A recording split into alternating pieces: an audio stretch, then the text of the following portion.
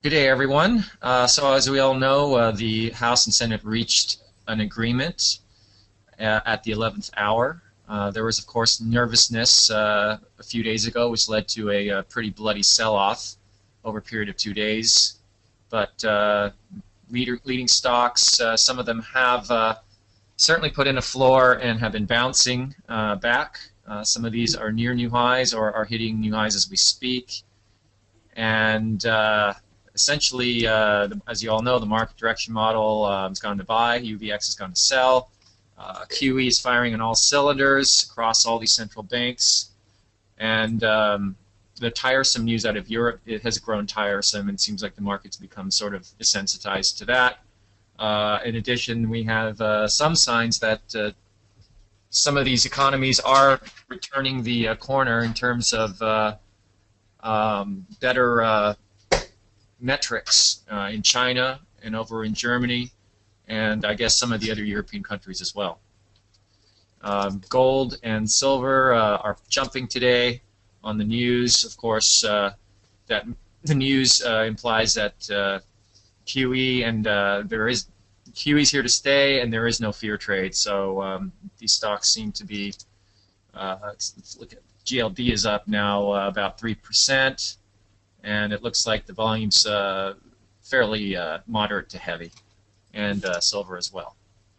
And when I look at commodities overall, such as the CRB index, that looks like it's trying to put in a bottom.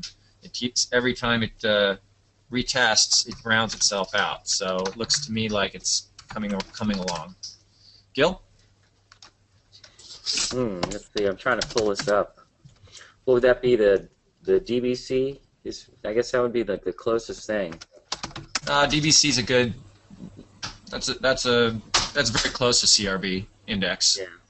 So I mean, yeah, you got gold moving today, and it's moving pretty hard. Looks to me like you're back. You're basically they basically passed a kick the can down the road type of deal here, and it's basically the same old business as usual. We're back to borrowing. We're going to raise the spending limit, or the debt ceiling rather, and just keep on spending, and on and on and on. So I think gold is telling you, yeah, we're back to money printing, and that's pretty much where we're at. So give me 1 second here. I'm in the middle of doing some trading, so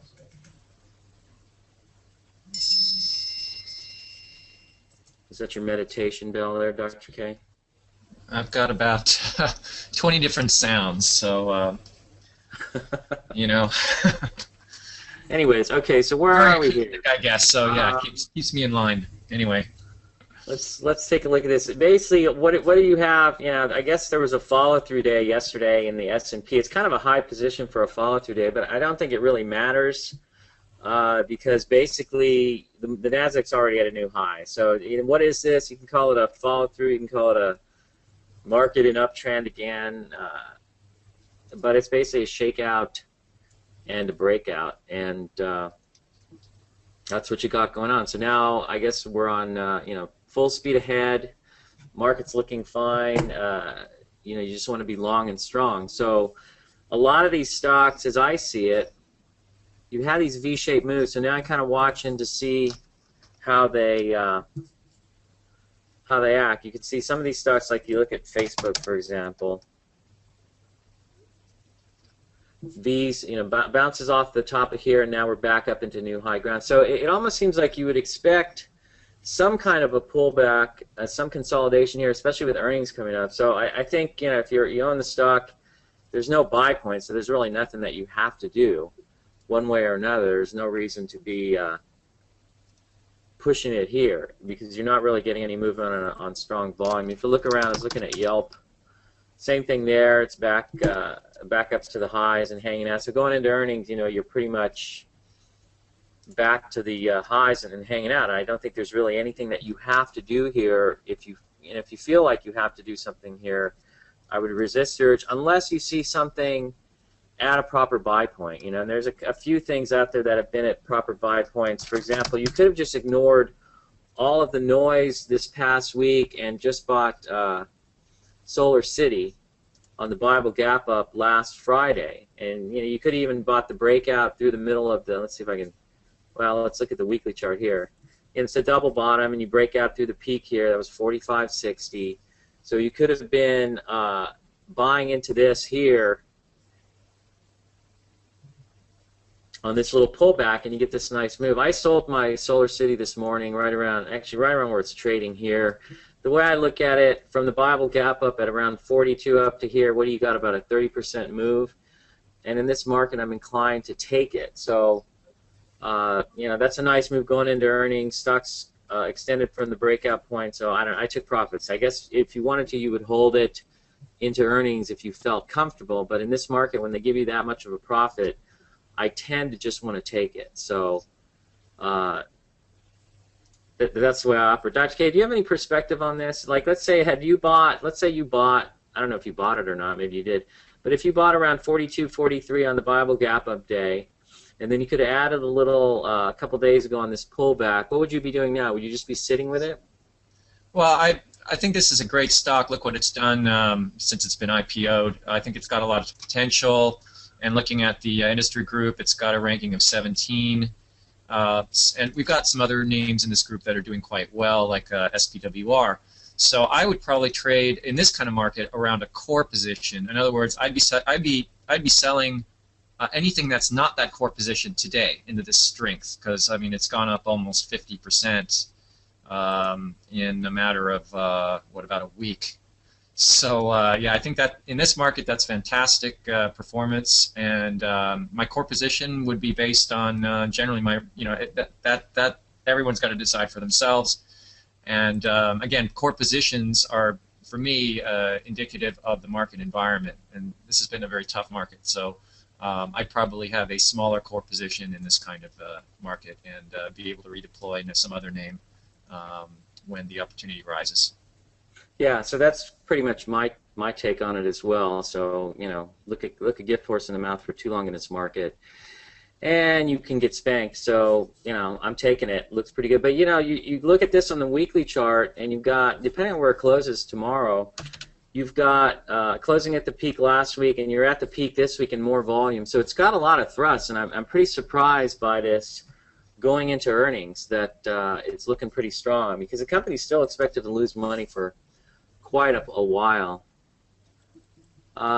Just a quick question here. Somebody says, please clarify core position. It's what you trade around. In other words, let's say your core position you define as 20% of your portfolio.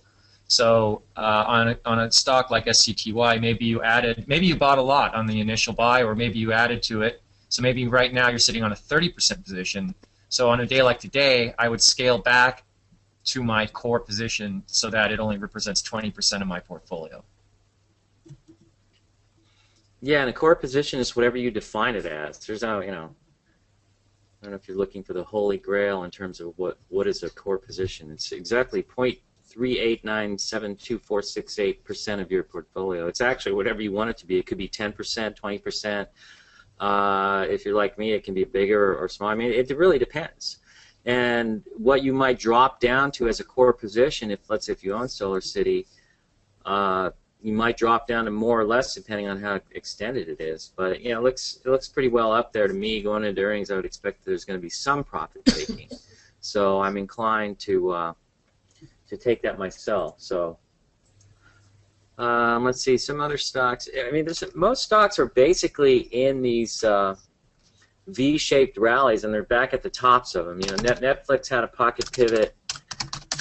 So the way I look at it, you're kind of in a nebulous spot here. Are you going to buy into this? Dr. K, there's a V-shaped pocket pivot here on Netflix. Is that good enough? Does it, spending a couple of days going sideways, does that help to correct the situation? Yeah, it does. Certainly, last 2 days were constructive, and the stock has been, it's shown leadership characteristics since its turnaround. And it did get support at the 50-day, and on that, 4 days ago, it had a lot of volume, where it was up almost 8%. So, this is one of those cases where if you're a bit light in your portfolio, you want a little more exposure to the market. There's nothing wrong with buying some here since it is still it's not extended relative to that the pocket pivot that occurred 4 days ago was not the best pocket pivot because it's just going straight up from the bottom, but now it's had 2 days to settle out, so you could be buying some today.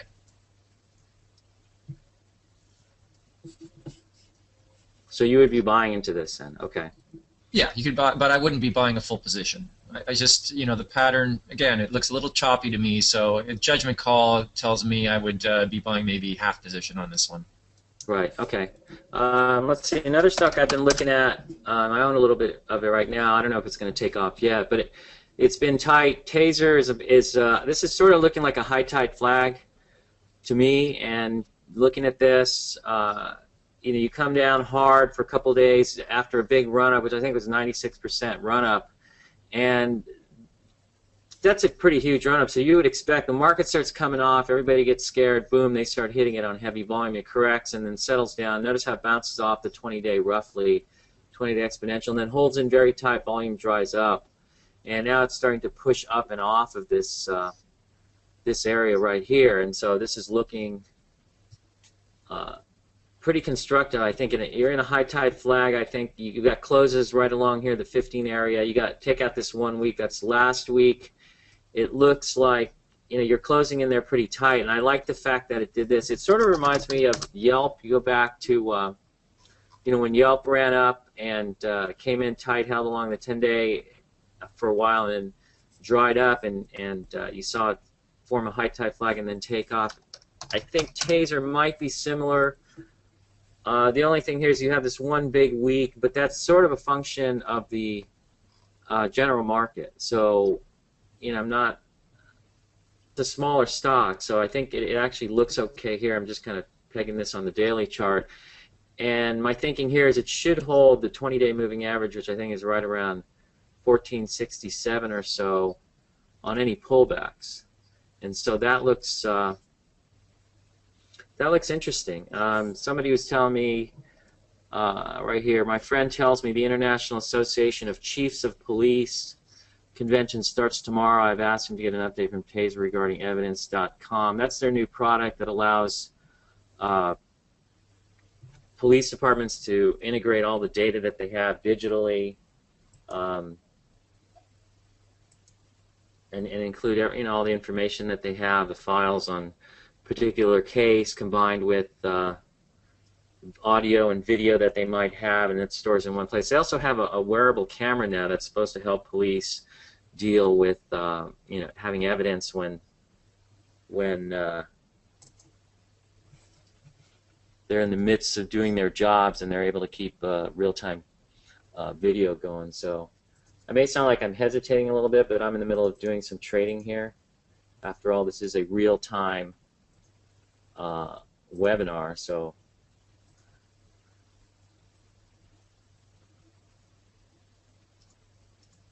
just give me 1 second.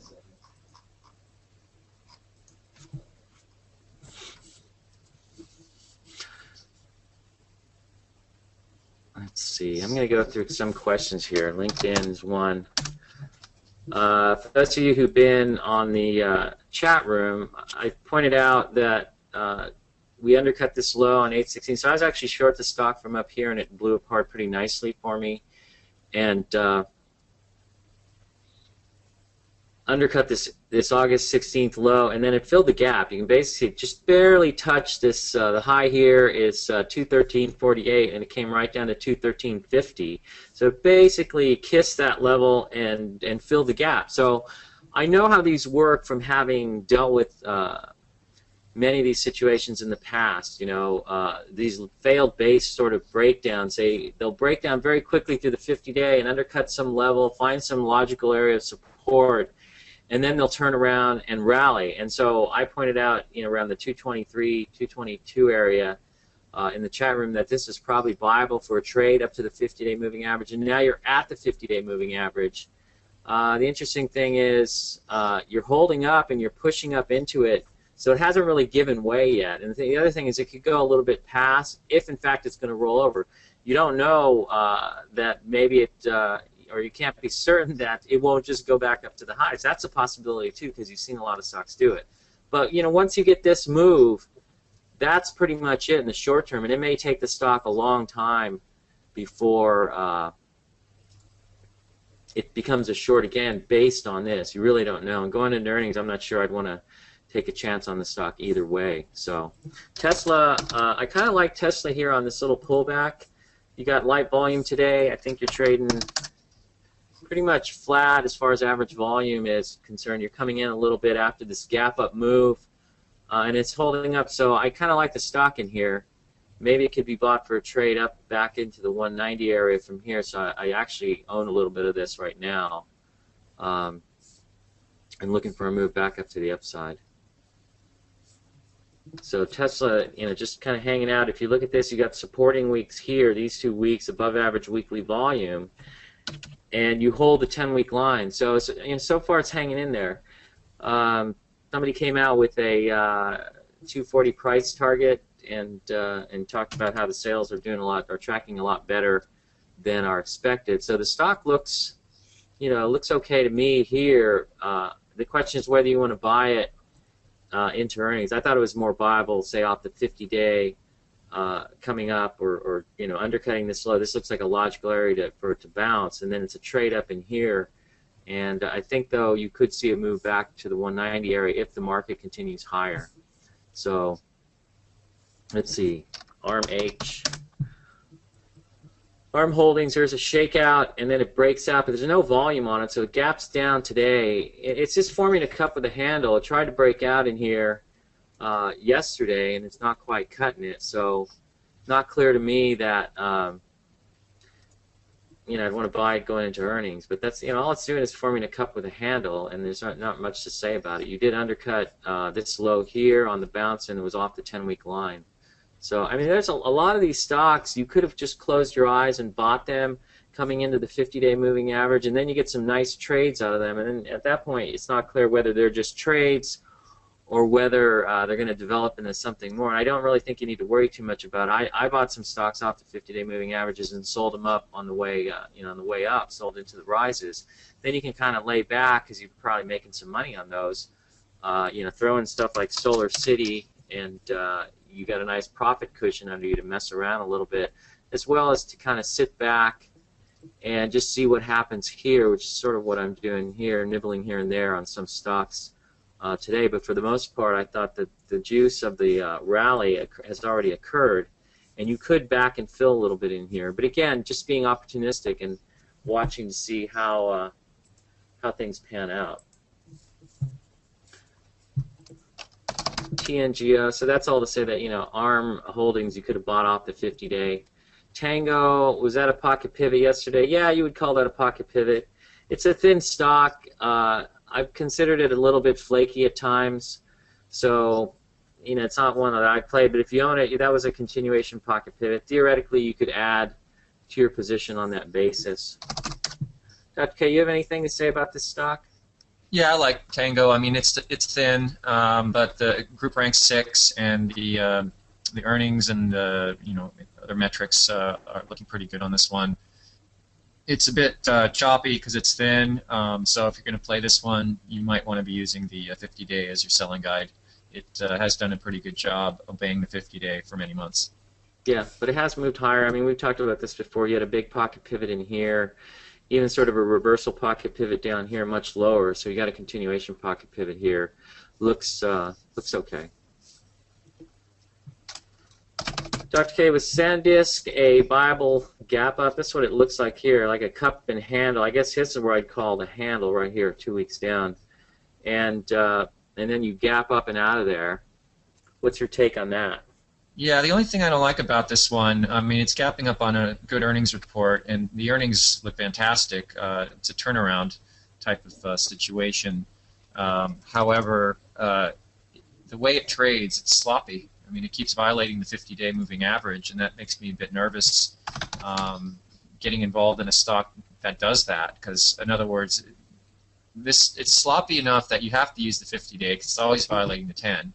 But it also violates the 50-day, so you sit in the stock for 4 months, and then you got 8% or 10% profit to show for it. So it doesn't really excite me. Okay. But would you call it a viable gap up technically? Yeah, it is a BGU. It's just a lower quality one because of the inherent flaws in its pattern. Okay.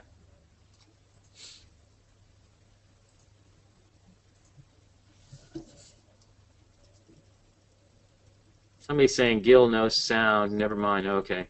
Turn that sound button on there. Any merit to O'Neill's theory of avoiding V-shaped patterns, Dr. K? How do you like that one? Well, I mean, that's that's been around for a long time. This whole V-shaped thing. I noticed it back in well, very early '90s, and Dan Morris and some other traders have also used that. I mean, O'Neill's observation is a correct one. V-shaped patterns are more failure prone, or at least if they're not going to fail, they've got to probably retrace a bit and then move higher. So I have a general reluctance to just buy something that's gone straight up off the bottom into new highs, unless the V is shallow, in which case it's not really a V.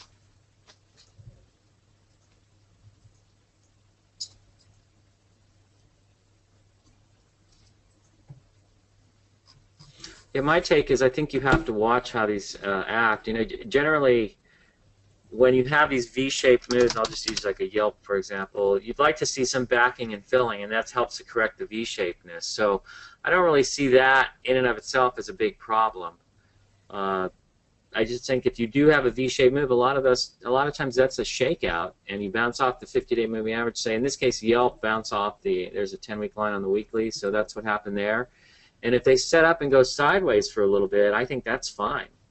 And you just you just watch them in here and then come after them. I think there's been a couple of examples. I like Splunk is interesting today. Bounce off the 50-day, pulled back. That's a Wyckofffian test.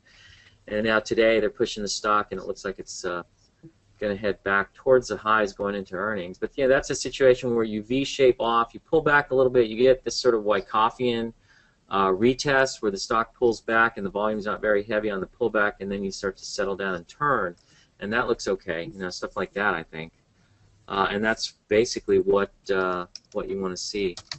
Oh, here we go. The 8-week rule on SCTY. Why don't go for it?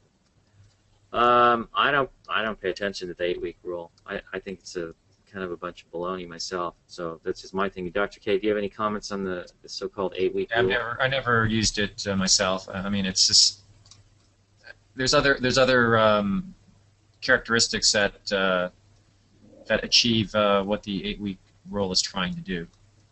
So I don't really need it. It's redundant for me. I'm not saying it's a bad rule. It's just not something I need in my toolbox. So I mean, so what is the rule that you're going to just close your eyes and you're going to hold it for 8 weeks? And why 8 weeks? Why not 8.2 weeks? Why not 7.5 weeks? Again, my guess is that rule is based on a scant few examples, and you just run it the way you're going to run it. I got my way of running these stocks. I mean, okay, let's use the 8-week rule on ACAD. It went up real quickly after breaking out from here, and yeah, you're going to sit with it no matter what. Once it's up 20% in a couple of weeks, which I guess was right in here, and sit through all of this. No, thank you.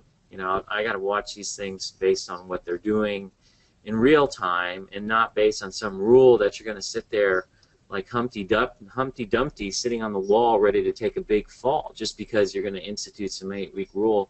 And I don't think statistically it's all that valid. I don't think there are enough examples, or rather I can show you enough examples of stocks that ran up 20% in 2 weeks and then blew up, okay? And I can show you a lot of examples too of stocks that went up 20% for 2 weeks, hung out for a little while, and then continued higher. But I'm going to bet that when those things did continue higher, the stock was likely, coming up off of a 10-day moving average on a continuation pocket pivot.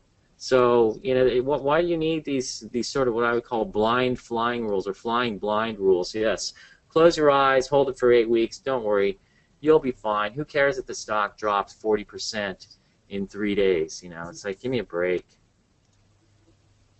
Anyways, that's my rant for today.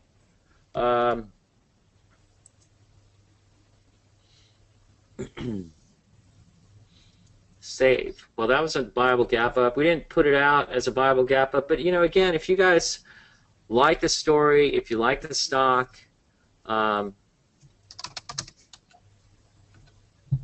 and you see a viable gap up, you know what the rules are. So you can always institute it on your own and take the trade. You don't need, as we like to say, you don't need our blessing. So it's just one that we've owned in the past, and it's been a little bit erratic. You've got a couple of big breaks in the pattern, but it's working so far. That's all you can say about it. But you could sell, someone's asking, would you sell some of it and keep your core position? I mean, you could cut it back. If you bought in here, say 37, 38, you're up not really a little over 10%. I don't know if that's enough, but I guess that you could take that approach.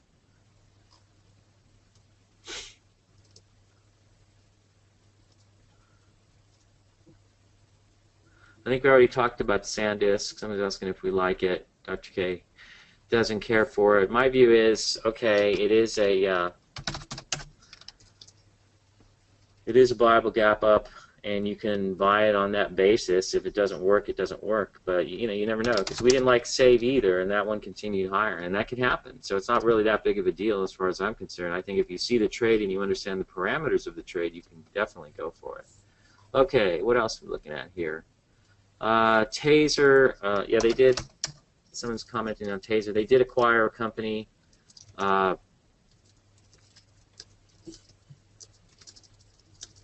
That is helping them with this evidence.com. I'm trying to remember the name of the company. It was on, you can see it in briefing.com. But in any case, yeah, I think what Taser's got going for it here is new products, and it could drive a new wave of growth. I remember playing the stock back in 2003. It had a huge move. I didn't play the whole thing out as well as I should have because the move was massive. And remember that, Dr. K? Oh yeah, that was the that was the crazed leading stock back then. Yeah, it went nuts. It was like a 30-bagger. Yeah, I think I was up like 83% in 2003. Whoop, here we go. Bonk. Yeah. Yeah, 2003 was the last great year we've had in the true bull market. That ended in the 90s. 2003 was candy from a baby, and we haven't had one of those since. But if you look at Taser, and we can kind of consider the same thing today because it's come down quite a bit, and it's trying to turn now. So notice it went from here, this is like 42 cents all the way up to $1. So it doubled, and then it set up again and it took off, and that's where had a huge run up to 40. So that's pretty massive. And I'm sort of trying to look at this in the context of today, where you have had, let's see if I can show this better. Where the stock has come down a long ways, formed a big bottom many years long, several years long, and now it's doubled off the lows over the last couple of months, and so now, actually longer than that, over the last year probably, and now you're starting another move, and here you come, and you don't know, this could continue a lot higher. So I'm watching the stock's going higher as we speak. I own a little bit of that. But I think it's an interesting story right now, and a lot of people don't believe it because it's already had a big move. So it was interesting. I was reading on SeekingAlpha.com, reading up on the company, and somebody talking about it went from $9 to $11, and it needs to pull back. And they're proudly announcing that they're selling part of their position, and that was real smart, wasn't it? So they sold out somewhere at $11.50, and all happy to take their 15% profit there, but the stock went a lot higher. So I think when something gets going like this, you just kind of stay with it as long as it's holding the 10-day, and that's what it's been able to do pretty well. So that looks pretty decent to me. So, Dr. K, what were the flaws on Save that that caused you to not report them? Well, this one, it's the industry group is not as good as I'd like. The earnings are decelerating, the sales are decelerating. It's an airline stock. It had a gap up, but viable. Call it a BGU. But keep in mind that this thing also had a gap down just recently in basically at the top of August, late July. So generally there's some flaws in the pattern. There's enough flaws in the pattern to prevent me from taking a position or suggesting the stock. Yeah, I think you're talking about these gaps. We want to You be didn't looking like at the these best gaps stuff out down there. here, right? Yeah, I didn't like that. It's a defect. And so, yeah, there was just it's not a bad stock, but we want to be putting the best ones on there. We want to, that's what we want to be putting our money into and Yeah, focusing on. but I think what I would say in this market, there's a lot of ways to like intellectualize about stocks. Remember Facebook, and supposedly on this Bible Gap Up, you can't buy it because the market cap is too big and blah blah blah. It seems like pattern shows a buy point. You can act on it as long as you have your stop. And it seems like in this market, more flawed patterns, or what might normally look like flawed patterns, end up working. And that's just something I've noticed. That you guys on the chat room have been talking about the ugly duckling theory, and when something gets really ugly looking, that's usually when it starts to work. So it seems to me that, and then I just reiterate that if you see a stock showing a buy signal, you don't need our blessing on something like an SNDK or a SAVE, and as showing you the buy signal, you can buy it. And if it doesn't work, at least you know where your stop is, so you just stick to the rules. Because if you see something occurring that's a buy signal based on the rules of a Bible Gap Up or whatever else, and you need someone else to bless it for you, then you're not a trader. You might as well just open an account with a broker and have them tell you what to do all day long. You can go with the rules. You don't need to rely on other people's opinions. And so I think it's always interesting that if somebody sees a stock streaking to the upside, or it has a buy point, what do you think? It's like, why do you give a hoot of what I think? Because I might be totally wrong. And it may turn out that on a stock that I pass up initially, I come back and buy it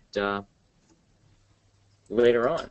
And so, that's basically the deal. If you know the rules, and this is what we try to teach, is if you know the rules, and you know how to implement them, and you know where your stops are based on the rules, you can go ahead and try the trade out yourself. So, maybe your research is better than ours. Who knows? So that's just my thinking. And you guys want to ask us what we think about this, what we think about that. A lot of times we're wrong, or we shift and we change our mind very quickly. Again, I would remind people of something I wrote about in the first book, that on October 23rd, 1999, Bill O'Neill called me and told me this market is through. It's done. Okay, the market's getting whacked pretty good, I remember, and it looked pretty ugly. And he calls me up to tell me that this market is through. 4 days later, on October 27th, we get a big follow-through day. A bunch of the leading stocks break out, and guess what? We're all long up to our eyeballs. So things can change very quickly. Opinions are like, what? Everybody's got one. And if you're relying on other people's opinions to confirm what you're seeing in the price volume action, or to somehow allow you to muster up your strength to make the trade, that's a weakness as far as I'm concerned. And you need to correct that, and you need to start taking some shots on your own and developing some confidence. And yeah, you might get hit a few times, but that's what stops are for.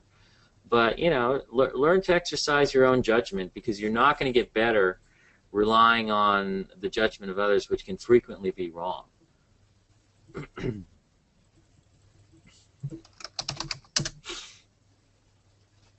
I like NXPI. Someone's asking about this. Stocks in a base. Let's go and blow it up a little bit here. You can see you got some nice support last week. So you're holding the 10-week line, the 50-day moving. It's going sideways. Earnings come out next week. So I think it's just a matter of if you want to buy a little bit going into earnings, I guess you could, but it's probably best to wait and see if you get some sort of a buy point going into the coming out of the earnings announcement, rather. So.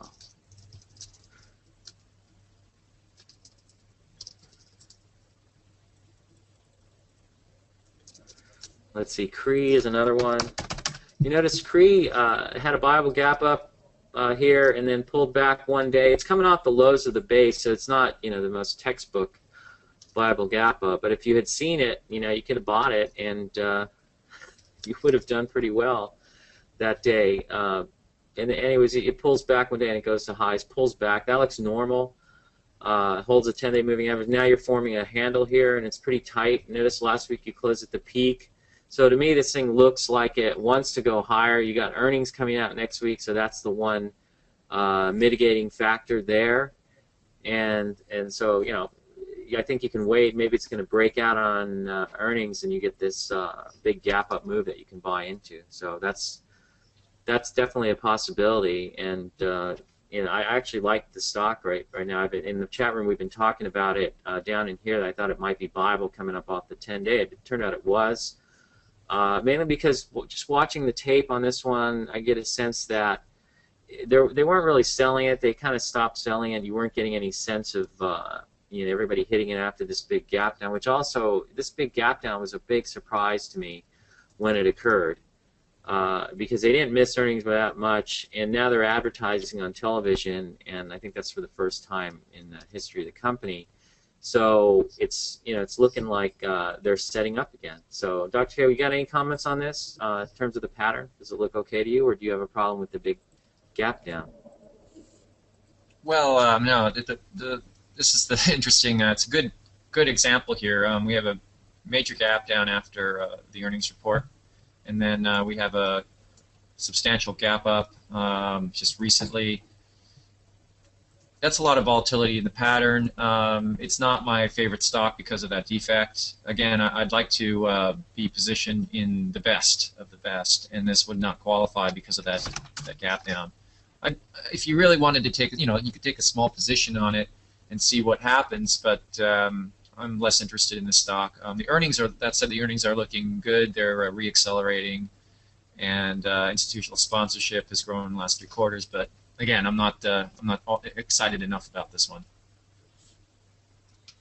I personally like it, and I like the. I think this could this could be one of those, I guess, box formations that O'Neill talks about. But a lot of times, what it is just a breakdown, and then the stock holds tight and is able to come back up on some good volume and sets up again. I bet you this thing goes higher, Dr. K. I bet you. That's a good bet. Sushi lunch, you're on. Yeah, so, let's do it. Where does it have to whichever is less. Where does it have to get to in the next, say, the next 6 months? Where does it have to get to? I'm going to say if it follows that uptrend. 100. Let's go for 100. What do you say? If it follows that uptrend, the prior uptrend, it looks like it'll get to 100 in about 3 months. So I think that's a good bet. I'll take that. All right, we'll see if that happens. You guys timestamp that for us. So. But again, this gets back to my prior point. Dr. K and I have a lot of experience, and we're looking at these things, and we don't come to the same conclusion necessarily. And that doesn't mean one of us is smart or one of us is dumb. We might rotate in our levels of intelligence from time to time when it comes to market calls.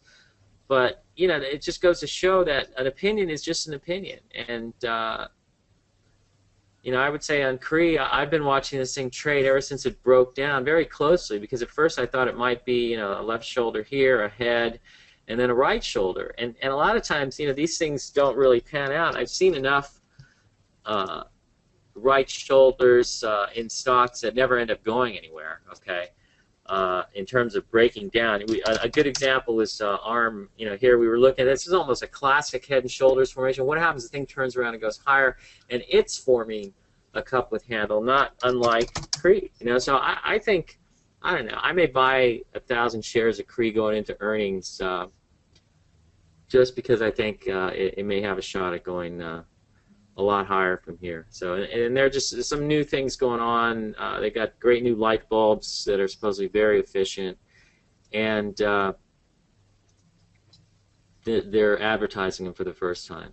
So something new going on. Same thing that's driving my thinking in Taser. Let's throw Taser up there. We're at 1559 right now. Let's see. I want to look at put up a couple other stocks I'm keeping an eye on. Ciena is another one that I like. I like these fiber optic names. When they corrected, this was already breaking out, so it corrected, held the 20-day, and it's sitting very tight. To me, it looks like it wants to go higher. So I'd be using any pullbacks today. You had a pullback down to 26.44. So I think you could be using the pullback there to pick up some shares. I think it looks okay. On the weekly chart, it's a little less clear. You have a little 2-week flag formation, and then you're forming another flag. You get some big supporting action on the weekly chart. In fact, if you look at a lot of weekly charts of leading stocks, you'll notice that last week was sort of a supporting week for the for the stocks. And you see this in all the weekly patterns, and in this case it may imply that this needs to base. Finisar to me is right in a position to be bought, and looks like it wants to go higher. You notice you got support off the 10-week line, so it's actually in a better position base-wise, and to me it looks like it's ready to go. So, and I do own the stock. I own both Ciena and Finisar. I'll disclose that, and they're acting fine.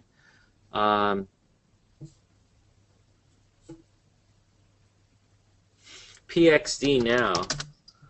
Well, I mean, here, this is a viable gap up in PXD. Notice it failed, and so it turned around, and I think you got a pocket pivot here in the stock, and it's running. A lot of these oils are doing well. I noticed Bonanza Creek Energy has also been doing well. It's a very thin stock, but it's acting pretty well here, and it looks okay to me. So, you know, I'm not necessarily going to buy this one. I think you had a pocket pivot where, let's see, right in here on this day would have been a pocket pivot, I believe.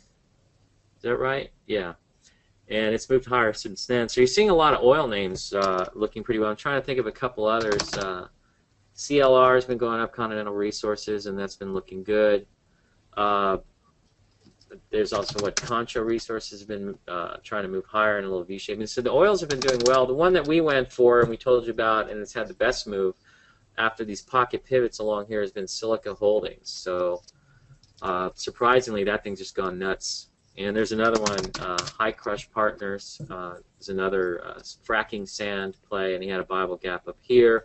It's a very, very thin stock, trades 145,000 shares, so obviously Silica is the one that's going to get the institutional buying, and that seems to be what's going on here as it runs higher. And again, it's only pushing out. You know, I guess you'd use the 8-week rule here if you wanted to, but I don't think there's any reason to do much anything but hang out with this right now and see what happens when it pulls back. It could form a high tide flag in here, but it's pretty strong. And you get the thing I would look at here is 3 weeks in a row at the peak of the weekly range. That's pretty strong, and that's the sort of thing that I remember Amazon did that around the 25 after bouncing off the 25 level.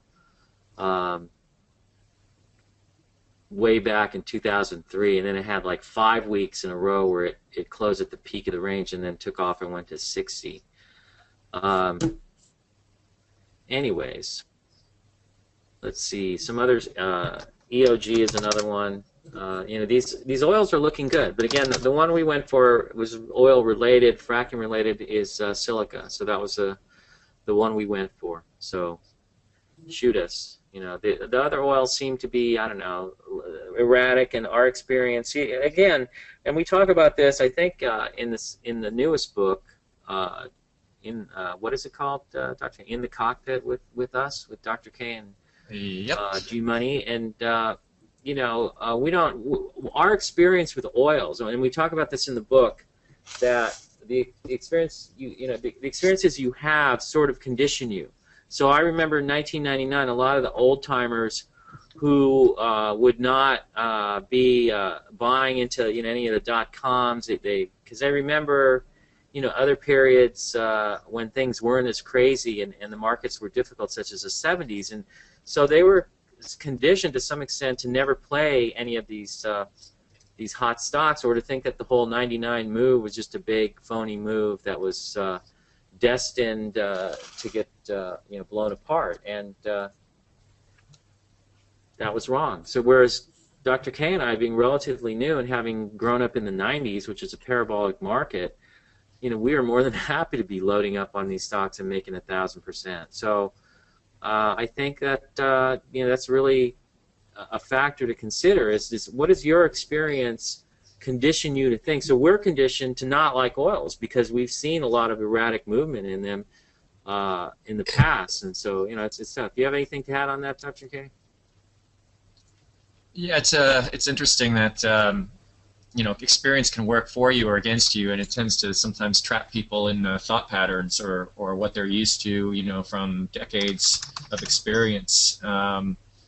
And that was actually the interesting thing about O'Neill, was in working with him for the length that I did. I noticed that he could be very steadfast about his view, but if he saw enough evidence, then he would change, and that's a great credit to someone with his levels of experience, that he could start adapting to changing conditions in the market. I suppose that comes from a lifetime of understanding that the markets do sometimes change in substantive ways, so you have to adapt to that. And I think life is more that way now than ever before, especially with the way technology is booming in all kinds of places, and the internet's turning a lot of ways that we're used to doing things on their ear.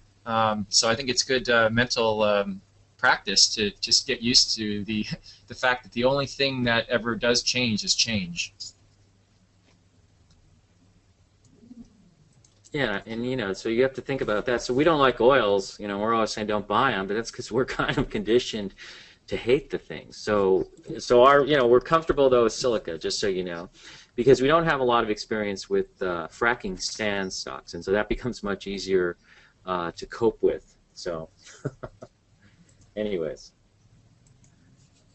any favorite biotechs that are still in viable range? I don't really have any. I think one I've been looking at. And of course, this gets back to the whole bottom fishing concept. I'm watching this. It's Santoris. Just looking at it on a weekly chart. Stock had a big move. Okay, so it finally builds a big base, which I think it's entitled to do based on the prior move. And so it could move. It had a buy gap that failed. So if you had bought it, you could have been out of there pretty quickly. And then you pull in and you form this base. Now I'm looking at the base as you come down along the lows. You can see the volume picking up on the downside 3 weeks in a row, boom, boom, boom, coming down. And then here you have tries to stabilize, volume's lighter. You pick up volume again, and you come down. Now you hang out here, volume's starting to dry up a little bit, and now you see the volume pick up, the stock closes up. And then last week it held in actually reasonably well a couple weeks ago as the market was coming off, pulling down, and last week held up pretty well after undercutting this low. So now you're trying to come up and around as a 50 days diving here. I think what happens is that the stock might become viable again on a gap or say a pocket pivot, bottom fishing pocket pivot. It's a little V-shaped, so it might go sideways. Unfortunately, earnings are next week, so you're kind of playing earnings roulette a little bit there, and you're going to have to think about that. So. But it is one that I'm looking at that's in an interesting position. Otherwise, you got Celgene as V-shape move back to new highs.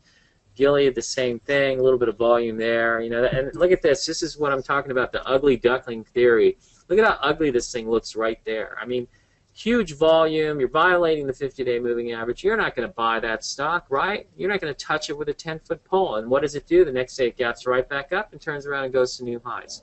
Welcome to the QE age, and that's basically what's going on there. I think they make it look real ugly and then turn it right back up to the upside. So that's kind of away from you, but it's not like you're going to buy it. Biogen, same thing. Got it closed below the 50-day here, barely violates the 50-day moving average, and it turns around and goes back up, and it's headed back to the highs. You look at Celgene, actually found support off the 50-day moving average, and it turns around and it's going back up to the highs. And there's no volume on the move, but that's what it's doing. So, a lot of these are away from where you would be buying them, and I'm not really looking at them there. I am just, just to speak of anything that I'm looking at, I think Santoris is possibly something to keep an eye on, as one building a new base. Dr. K, are there any biotechs that you're looking at right now? Well, yeah, the whole group got hit when everything else did, and there's some names that had shown some resilience. You have names like, well, I'm looking at PCYC. That got a lot of support when it went back down through its 50-day. It undercut and then closed in the top half of its range on a lot of volume. It's a bit sloppy. That's the only problem, But it is, when it comes to biotechs, not all the rules apply, if you know what I mean. In other words, a stock cannot have earnings, but I still might be interested in it if the concept's good. So biotechs, I'm more interested in the fundamentals on what's going on, and also if it's shown a tendency to have big gains while not violating the 50-day, then I can also get interested. You got the big ones like Biogen, and that's going to be a slower name, but it too, it's a sloppier trader because it is such a big cap. But it looks like it's forming some sort of a base here. If you decide to play this one, Just know that's going to be a bit slower, but that also means less risk. And as far as, let's see, there was one other, let's see if I can find it here.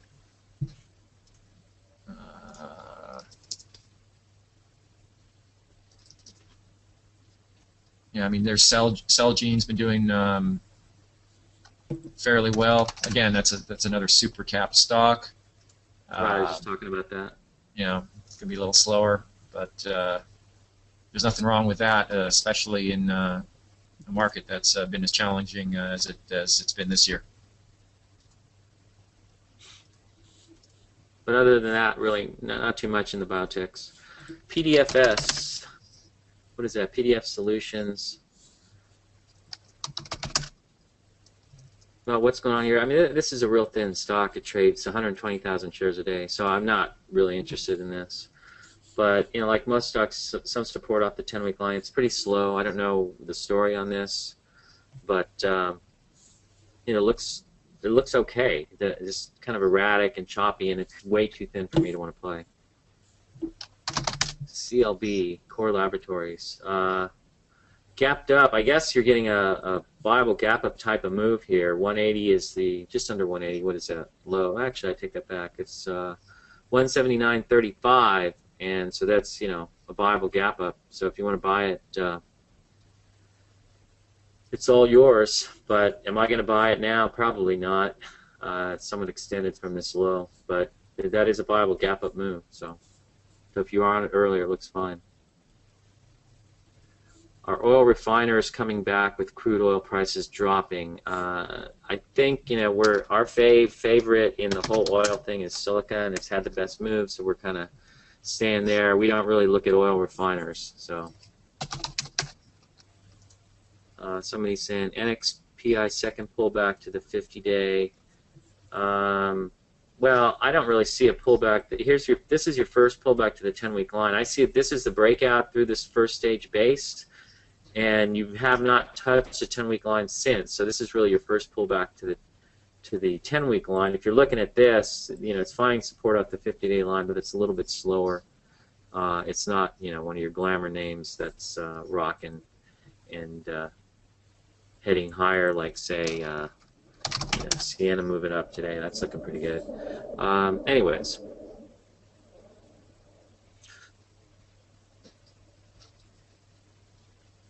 P, somebody says twice. It's just forming a base, Pandora, and you know, the pullback here, you got supporting action here off the 10-week line, sitting here in a base and going sideways, and that, you know, doesn't look bad. Looks okay. So nothing spectacular there. We talked about these. Again, this is interesting to me, just kind of looking ugly in here, undercutting this low, and now heading back to the highs. So now you're in a double bottom formation, and you're trying to break out. You broke out through this 105, say, peak in the middle of the double bottom, and you're 109.75. So you're about not quite 5% past that right now. But still, these are erratic stocks. So I guess if you like that right there, were you trading enough volume? What was this volume here, Dr. K? Let's say, I guess this day would be your clean breakout, and that was 3 days ago. So volume on that day was 24% above. Not really what you'd be looking for, but you know, the stock's acting okay. But these are erratic stocks. You know, 3D also is breaking out on a big V-shaped move. So you know, typically. These are tough patterns to be buying, and you know, O'Neill says V-shaped patterns are suspect, but you know, again, you're in a QE market, and I think a lot of these things, they just shake your butt out big time and then take you higher. So VMW in a way as possible shorts. It's, you know, I don't know. It's already come kind of late. Away has never been borrowable. I tried to short it up in here when there was some news about you know, they might be bought out by somebody. So I went, you know, this is already down. So these aren't shorts. So I think you're looking at these entirely incorrectly, and you know, being a little bit late to the party. I think you're going to short these. It's got to be at the 50-day. This is not in the shortable position. So. FB, Facebook. Like I said, there's nothing to act on there. There's no new buy points, so it's new highs. Splunk, I was talking about earlier. These are probably late questions that came afterwards.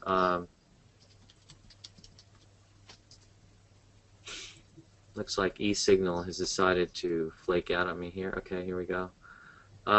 Yeah, same thing I was talking about. Splunk turning higher, and it's actually moving pretty nicely today. VRX, Valiant Pharmaceuticals, same thing there. You know, you just have these, but notice how they're light volume rally. So we'll just have to see how these pan out. But that's all you're getting. There's really nothing there. So NQ, I actually own NQ, bought it off the 50-day. Kind of there's no real volume in here. I just kind of felt that you're pulling back on top of here. This is kind of a hot name, I think, and it's working pretty well. Trying to break out, and the volume's picking up pretty nicely today. So that actually looks pretty good. You might even consider it I don't know, would this be a quasi gap up, Dr. K? Take. Yeah, it's not a BGU, but I like how it got a lot of support when it broke down under the 50-day. There's a lot of volume there. Yeah. And then it got real quiet in there, and then just kind of was like dancing on the 50-day there, undercuts, and then goes above 20. Yeah, actually, we actually own this, so we're happy with it. You might also look at these cheap little stocks. Looking at AFOP, trying to come up through the 50-day moving average. Volume is 22% above average right now. I've been thinking this thing's might try to turn in here. It tends to have these big moves and then pulls back, and so it was looking like it was ready to turn in here, and it looks like it's trying to today. So I keep an eye on this. Notice that it pulled back and held the 65-day exponential moving average. So for all you 65-day exponential moving average fans, like myself, you can see that. Notice Tesla's starting to turn here. I think it's just kind of setting up to push higher. So I'm looking at this as a trade myself. So I'm low the boat there. I think I got a 900% position in the stock off the lows. So yeah, right. 900, and then everyone's, I'll start getting emails, people, how did you get to 900%? Do you have a special account? I guess I have a special account. They let me go 10 to 1. I opened up a commodities account and a futures account. I've been trading stocks in it on the sly, so I get 10 to 1 intraday margin. Somebody says, our friend John, I just call you. We're just going to call you Vegas, I think, based on my cloudy memories of the last time we were there. But anyways, he says, I love that story about the old timers in 1999. It scares me to think I could become one of them. I would have to say that today I am sort of one of them, and I have been. And Dr. K may be one as well, but I'll let him determine that for himself. But my feeling is, yeah, I am.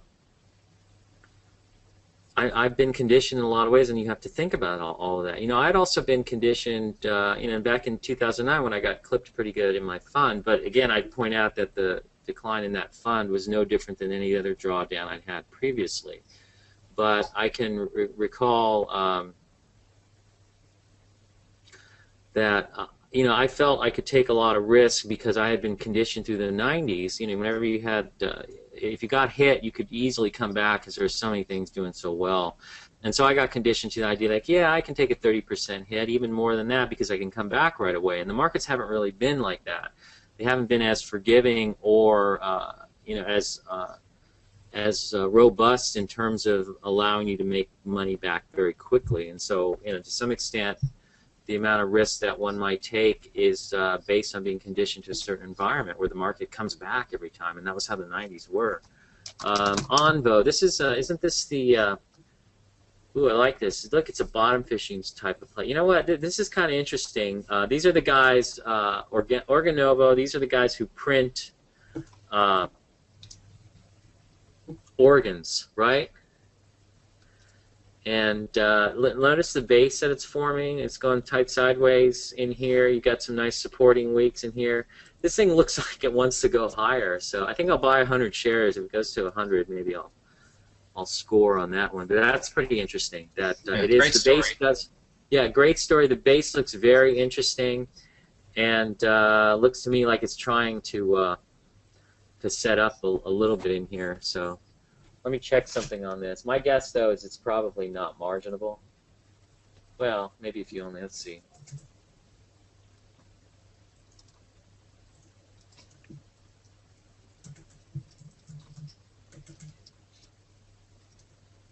Just checking this. I want to see. I don't know if you guys.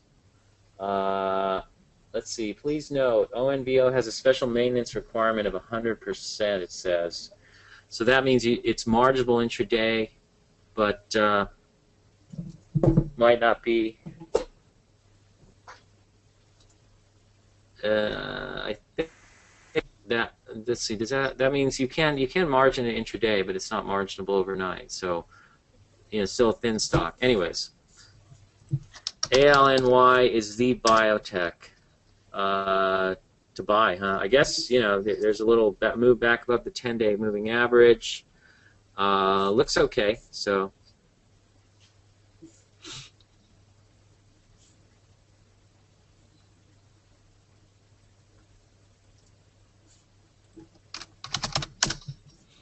ISIS is another one someone's asking about, telling us you have a bounce off the 10-week line, so I don't really know what to think necessarily unless I know more about these stocks. I mean, we did mention XON on a pocket pivot here. Let's see. Here goes my E signal now. Uh-oh. There we go. I really hate this. My system locks up. I'm not sure what it is. Classic Windows garbage. So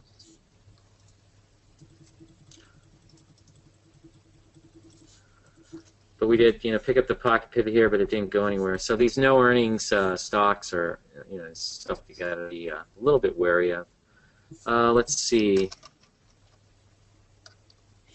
Somebody asked, I missed the last 20 minutes of the webinar, but ACAD looks like a short. I guess if you want it to be. So doesn't necessarily mean it's going to break down and head for the lows. Let's see. Someone asked us to look at Nectar Therapeutics. I don't know. There's not much to think there. Big gap down. Looks pretty ugly. So what, are you stuck in it? And you want to know whether we think it's going to go higher from here or not? Yes, no idea.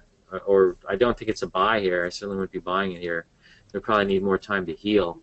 But it looks like trouble from here. Let's see, S-Bucks, Starbucks.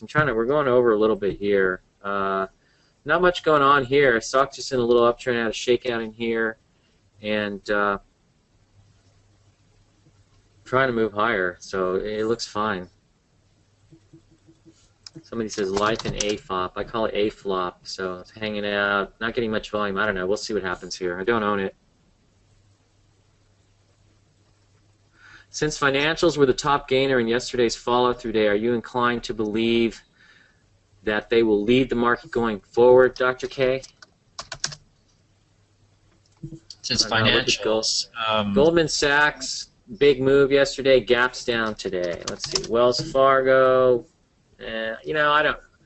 not necessarily. I think you'd have to look at the patterns themselves, right, Dr. K? I mean, you're not going to just blindly say that, oh yeah, but they were up big yesterday, so they're going to lead the market now. It's like, what's leading the market? These aren't leading the market. These are ugly-looking patterns. They're not really breaking out or showing any buy points. Goldman not real Sachs, interested in the group in general. So you can't draw a conclusion based on one day's action that, right, Dr. K, that somehow these things are just going to take off and lead the market. It seems kind of simplistic. Yeah, no, you have to see more evidence. And right now there's scant evidence that there's going to be profit potential, and I don't like the patterns. And really look at the individual patterns and see if there's anything that's actionable. And in this group, right. I haven't seen enough evidence. There's other groups that are more interesting.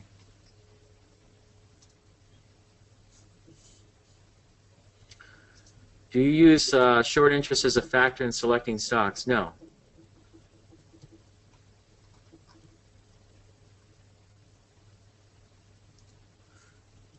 SAIA pocket pivot on 1011 due to being added to the S&P 600. Do you consider stocks at pocket pivot based on being added to S&P or Russell indices? No, we just evaluate them on their own merits. So I no reason to like overthink things, you know. Somebody says, why do you like the 65-day EMA? Because a lot of people use it. It's pretty widely used. So, you know, sometimes in some stocks it works, but I think it's mostly used for commodities. So, you know, it's just something I've had on my charts, and it's not something I follow religiously.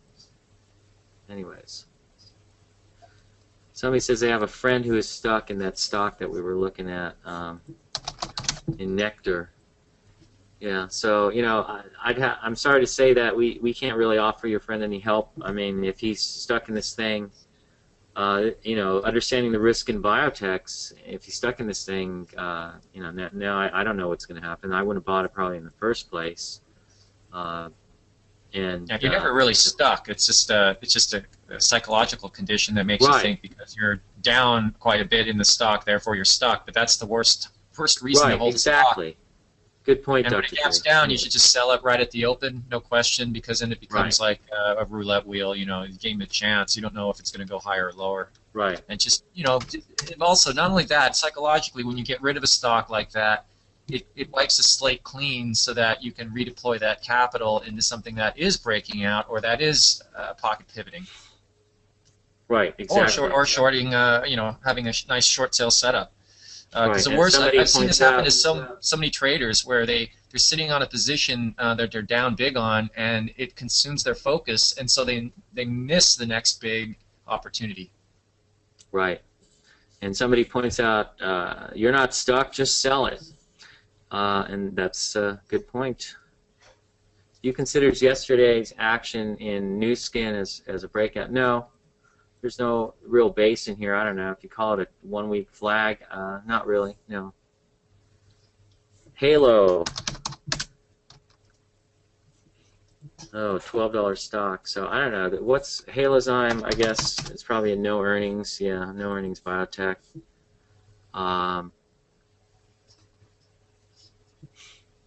They have the biggest position, and they are influential biotech players, and they were in ACAT, I guess Baker Brothers, who owns, I don't know how relevant that is, but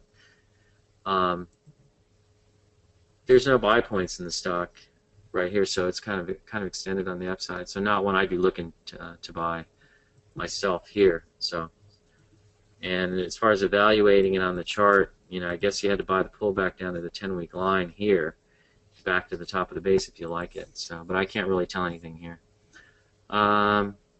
AMRN is a great example of risk with biotech. Someone says, yeah, but it's a cheap biotech, so, you know.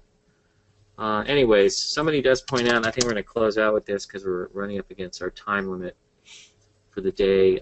Centaurus had its EPS estimate raised from 20 cents to 33 cents, which looks positive. So, yeah, like I said, just keep an eye on this thing. Maybe it does something coming up off the base after earnings. I think they're coming out next week. But I just keep an eye on it. So, anyways, that's all we've got today. I think you're kind of in a position where you're looking at a few stocks. Most stocks aren't in viable positions. You got these V-shaped moves. We'll have to see whether you back and fill a little bit in here. I'm giving you some ideas in terms of stocks that I'm looking at right now, and but for the most part, I think you had your big move off the lows, and now you're going to see if you back and fill and where some of these leaders set up again. So that's basically it. So that's all I got. Anything else, Dr. K? Yeah, I mean it's just basically we are in kind of an odd market environment because of the QE, and so you've got a market averages that have formed V's, and it wouldn't surprise me to see these averages continue to go higher in baby step fashion like they've done earlier this year, in which case there's nothing wrong with maybe taking a small position in some of these stocks, even if they look a little bit shaky, simply because if the averages go higher, then the leading stocks will probably also go higher right along with it. Yeah, so, and I'll finish out with one comment. Thanks to David for this. Thanks, guys. My first live webinar. Watch lots of old ones on YouTube. Great info. I think we also had another comment. Uh, these webinars are very informative. Anyways, we're glad you guys find them to be informative. So thank you, and that's it for today, and I guess we'll catch you next time. So take care and hang loose. Take care, everyone. So long.